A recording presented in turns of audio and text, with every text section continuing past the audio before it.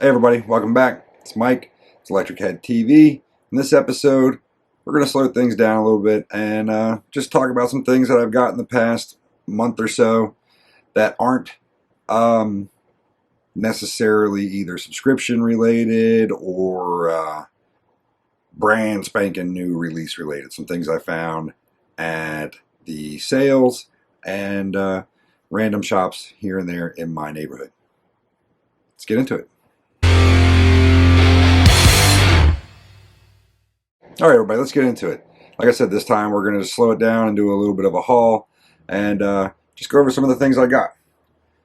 First off, let's get into this one. The three that I just picked up last night. Three that I picked up last night. All right. First on the list, Amon Amarth. Let's see. There we go. Nope. Surtur Rising. I'm sure I say that way slower than I probably should, or whatever. But one of my favorite albums by him. That era between that and like Twilight of the Thunder. Was it Twilight of the Thunder Gods? Yeah, that era. Around those two or what, 3 or 4 albums. Really, really kick ass. Slide right out of that. One of the things I wanted to point out about this one is it comes in a polyline bag, awesome, but in this nice Metal Blade Records, old school black and red axe with the blood on it. Oh, I love it. Let's get in there. Also comes with a pretty large poster and a lyric insert.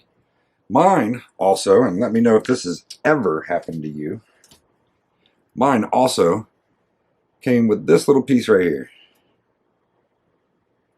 Just right in the bag. It did, however, scuff, little scuffs. It makes tiny little pops. The B-side on the first song.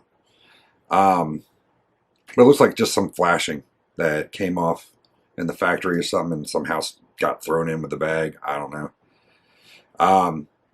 Then you might say, hey, why don't you return it and get another one? I'm like, well, that's the first time I've ever seen it on vinyl, anywhere local, used or new, which was new.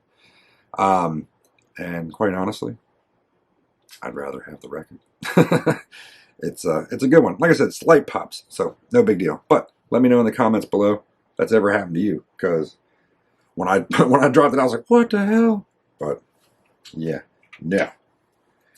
Another one I picked up from the same store, shout out to Wonderland Records in Newark, by the way, is Bolt Thrower for Victory.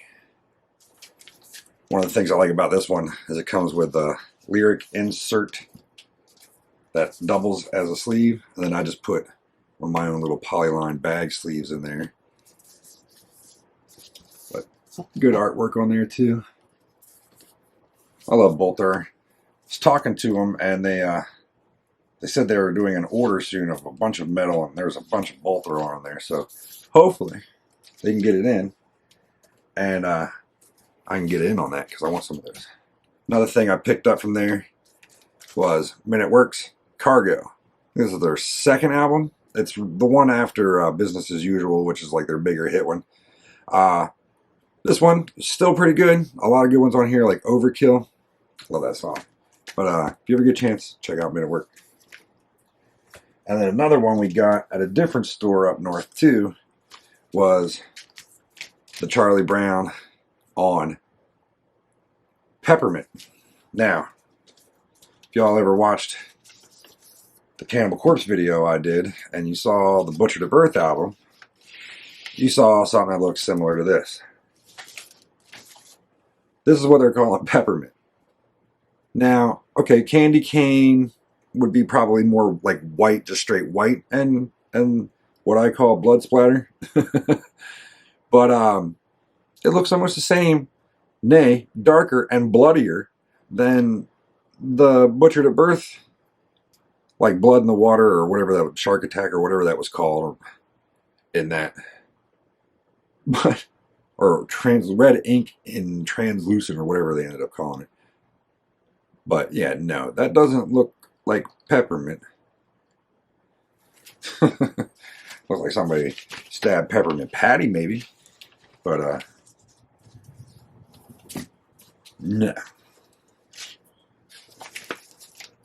Anyway, I haven't had a chance to listen to this one yet, or any of the other two, but I did listen to the Monomarth album. That's how I know there's the pops on it. Now, one I just found the other day, not the other day, I guess about a week or two ago, were some ones that are on my must-have list. This is Paradise Lost with Obsidian, which is, I think, their latest one. Another good one. Comes in a polyline bag. Like that. Very much so appreciated when that happens. And then I also got probably my favorite album by them completely, Medusa. That's a good one. A little bit of an issue I had with this one was it came with, first of all, one of the, like the rip. Let's see if I can get that. They're good. Probably better to see it that way. There's a rip right in here. Right? Where it's, I guess, wear from being in there. And this part right here was also unglued and up. I just took a little bit of Elmer's glue, dry pasted it in there a little bit, and stuck a book on top of it. That took care of that problem in like 20 minutes. So that's the thing about these gatefolds. They don't like to go in here. There we go. Okay. So I got those two Paradise Lost. And then even more, couple weeks back, got Cannabis Corpse, not Cannibal Corpse, Cannabis. They released their first one on 45 speed, 12-inch vinyl. And the good thing about this is, like, they did it for sound fidelity. However, it's also recorded like an old school death metal album. So it's got that real low production. Sounds great. Trust me. Pick you up one if you can. It's good. Same day I was there, I got an early press of Shout of the Devil. Oh man, my batteries are gonna die. Damn it. Okay. Anyway, yeah, I got Motley Crue's Shout of the Devil. That was a good one. Not too bad. Let's skip through this one. And then I also picked up a good copy, used copy of Billy Joel's Street Life Serenade.